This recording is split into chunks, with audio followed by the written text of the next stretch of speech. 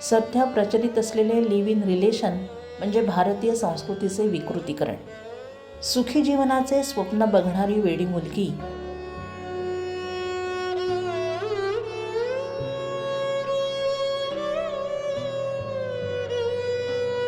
परंतु तिच्या नशिबी येतो फक्त धोका. लिव्ह इन रिलेशनशिपमध्ये प्रेयसीवर होत असलेले अत्याचार आणि हत्या या बातम्या आपण नेहमीच वर्तमानपत्रात वाचत असतो. पुरुषप्रधान संस्कृतीत पुरुषांचा अहंकार आणि अनावश्यक जिद्द हे सगळं स्त्रियांनी किती सहन करावं.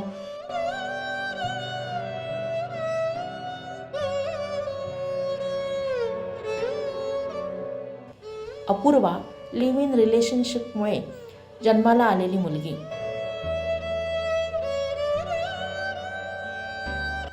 ती पोलिसांच्या हाती लागली आणि अनाथालयात पोहोचली. वडिलांनी तिच्या आईचा खून केला आणि तिला बाजारात सोडून पळ काढला.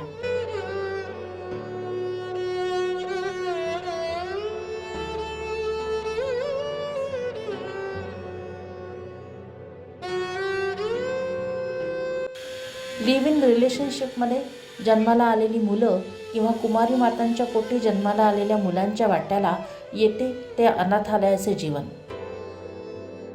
परंतु तिचे नशीब चांगले, त्यामुळे तिला दुसरे प्रेमळ पालक मिळाले.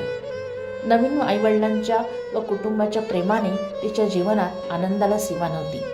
बालपण अतिशय आनंदात गेले, अगदी राजकुमारीसारखे.